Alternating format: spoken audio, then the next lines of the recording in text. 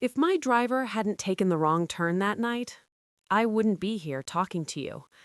Yeah, I know that sounds dramatic, but I'm not exaggerating. My name is Lydia. I'm 62 now, living in East LA. Same little house, same creaky floors, same flickering porch light. But I'm not the same person who walked out that door 6 months ago thinking it was just another Tuesday night. Because it wasn't. And the wild part? Everything that saved me started with something as small as a cup of tea. 6 months earlier, my life had already been turned upside down. I lost my husband, Daniel. 39 years together. Just gone. No warning that felt fair, no goodbye that felt complete. One minute, I was holding his hand in a hospital room that smelled like antiseptic and regret, and the next, silence. You ever hear silence that loud? The kind that follows you home and sits with you at the dinner table? Yeah, that kind. Money got tight fast. Insurance barely covered anything. Bills stacked up like they were competing with each other. And grief? That doesn't pay rent. So I went back to work. Night shift. A quiet records archive downtown. The kind of place nobody thinks about unless something goes wrong. My job? Check files, track documents, make sure nothing's missing. Simple, right? Yeah, that's what I thought too. My shift ended late, 11:45 p.m., and downtown LA at midnight? Let's just say it ain't exactly comforting. Buses stopped running. Walking wasn't an option. So my son, who lives out in Arizona, barely calls anymore, told me, "Mom, just download the app, get a ride." I didn't like it. Getting into a stranger's car? At my age? At that hour? But I didn't have a choice. That's how I met Aaron. First time he picked me up, I almost canceled. Dark sedan, quiet street, engine running. He looked tired. Not sketchy, just worn down, like life had already taken a few swings at him. "Long night?" he asked. "Every night," I said. That was it. No small talk, no weird questions, just silence that didn't feel awkward. And somehow, that mattered. After a few weeks, something strange happened. He kept showing up. Same time, same calm energy, same quiet presence. And slowly, those 12-minute rides became the only normal part of my day.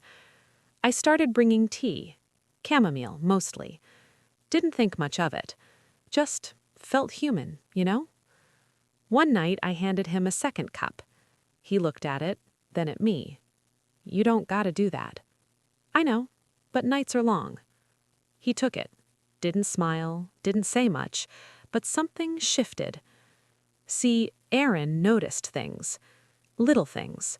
The way my porch light flickered, the nights I seemed off, the fact that I always locked my door twice.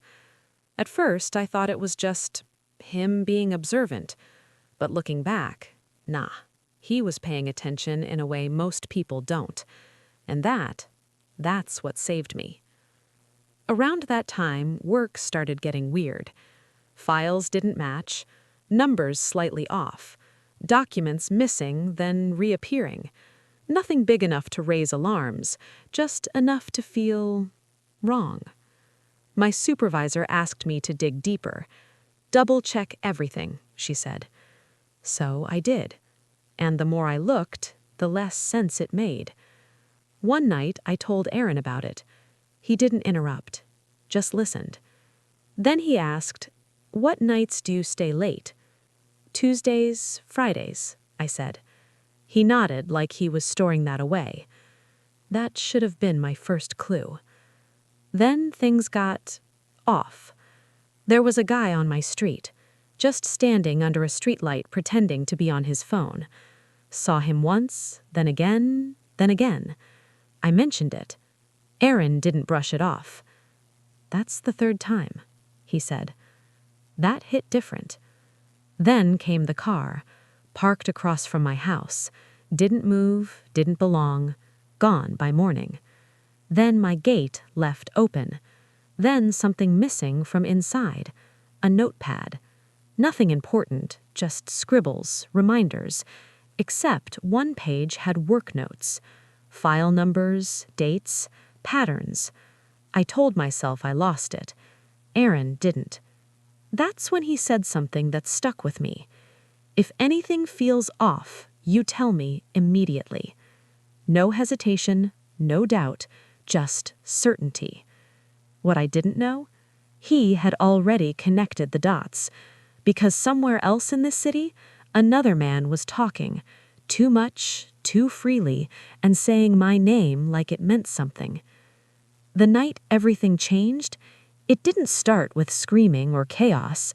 It started with something small, a missed turn. "Aaron, you missed my street." He didn't answer right away. Then he said, calm but tight, "I need you to stay with me tonight." That's when my stomach dropped. He drove past my house, didn't slow down, didn't look back, just kept going. And that's when I realized something was very, very wrong. He pulled into an empty parking lot, turned off the engine, and for a second, neither of us spoke. Rain hitting the windshield like it knew something I didn't. "Do you know someone named Victor?" he asked. My heart skipped. Yeah, I'd seen the name before, in the files. Didn't think much of it. Big mistake. "I've driven him," Aaron said. "Multiple times. Dude talks too much when he's drunk." Then he showed me his phone. Notes, dates, fragments of conversations, my address, my schedule, my name. I felt sick. Then he said something that made my blood run cold. He saw him tonight. "Where?" I asked. "Outside your house." Everything inside me froze. "He tried your door," Aaron said. Just like that, like it was nothing, like it wasn't the most terrifying thing I'd ever heard. I couldn't breathe. That's when it clicked. The missing files, the altered documents, the quiet changes no one noticed. This wasn't random. This was intentional. Victor wasn't guessing. He was planning. And in his mind, I was the problem. Aaron played me a recording. Victor's voice, slurred, angry. "She's digging. If she finds out, she talks." That's when I understood. This wasn't about money anymore. It was about silencing me. We went straight to the police. Didn't hesitate, didn't second guess. And everything unraveled fast. Victor worked security at my building, had access, had keys, had time. And then came the part that broke me. A photo. Old. Faded. My husband standing next to Victor.